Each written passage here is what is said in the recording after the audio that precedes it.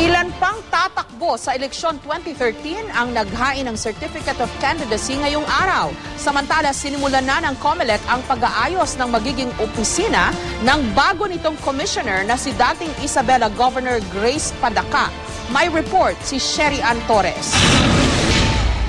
Sinabayan ni Bayan Muna Representative Teddy Casino ang malakas na buhos ng ulan sa paghahain niya ng Certificate of Candidacy para sa eleksyon 2013. Mula sa San Agustin Church, nagjogging ang grupo ni Casino patungong COMELEC para sa paghahain ng kanyang kandidatura sa pagkasenador.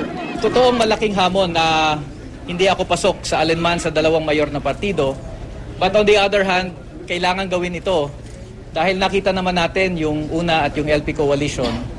Ito yung pare-parehong mga pangalan na, pare-parehong mga pamilya, mga senador, dating senador at kanilang mga kamag-anak. At tingin ko panahon na magkaroon ng iba naman sa Senado. Kasama naman ni Aurora Representative Sane Angara ang amang si Senador Edgardo Angara sa paghahain ng kanyang COC sa ilalim ng Administration Coalition. Hindi tuloy siya nakaiwas sa mga tanong tungkol sa political dynasty o ang pagkakaroon ng ilang kandidato mula sa iisang pamilya. I think we're a dynasty, but ang difference po nung sa amin is may legacy po kami. Dynasties per se are not bad, pero tingnan po natin, huwag tayo magpadala dun lang sa pangalan. Si re-electionist Senator Antonio Trillanes IV naman, kasama ang kanyang asawa at kaibigang si retired Colonel Ariel Carubin sa paghahain ng COC. Anya, di raw siya natatakot sa nakabanggaang si Senate President Juan Ponce Enrile. Pwede niyang gawin kung anong gustong gawin ni Senator Enrile, hindi ako natatakot sa kanya. Si Puerto Princesa Mayor Edward Hagedor na nasa huling termino na, inalok daw ni dating Pangulo Joseph Estrada para mapasama sa senatorial lineup ng United Nationalist Alliance o UNA. Pero tinanggihan daw niya ito para kaibigan niya lahat at piniling tumakbong independent. Sa nakausap ko nga po si Erap, sabi niya, halika sama ka sa amin. Sabi ko, ang gagandang lalaki yung kasama ko dyan, magsusol. Para walang tapuan, lahat kaibigan eh. Si retired Police Director Ramon Montaño susubok din tumakbo sa pagkasenador.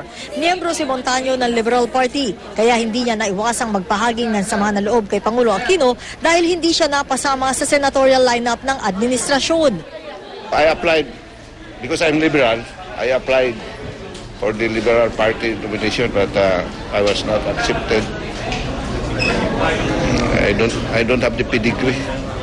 Bukod sa mga pamilyar na mukha, may ilan ding naghain ng kanilang kandidatura sa pagkasenador ngayong araw. Gaya ng self-employed na si Rebecca Santosidad na tiwalang papasok siya sa Magic 12. Ang nagpakilalang tagapagligtas daw ng sangkatauhan na si Victor Lawag. May nagpakilala ring social activist si Ricardo Pensod at ang dentistang si Erickson Rojas. May fighting ako, no? Pero kung lulutuin naman nila, okay lang, ano? I am the man who saved the world from end of the world. In the Facebook, I am the man who's saving the human race. Victor Santos Lawag, I've already made my world record in order to establish my career as a leader of this nation. Look at the weather right now. It's all about the climate changes. I think the people should be aware of the changing of the climate is very important nationally. Sa gitna naman ng COC filing sa COMELEC, tahimik lang sa paglilinis ang mga taga-komisyon ng magiging tanggapan ng bagong talagang commissioner na si Grace Padaca sa 8th floor ng Gusali. Sabi ni COMELEC Chairman Sixto Brillantes, plano niyang isama si Padaca sa mga komiteng hawak ni Election Commissioners Armando Velasco at Rene Sarmiento na magre-retiro na sa February 2013. Yun nga lang, I have not heard anything from her. I have not heard anything from the palace up to now.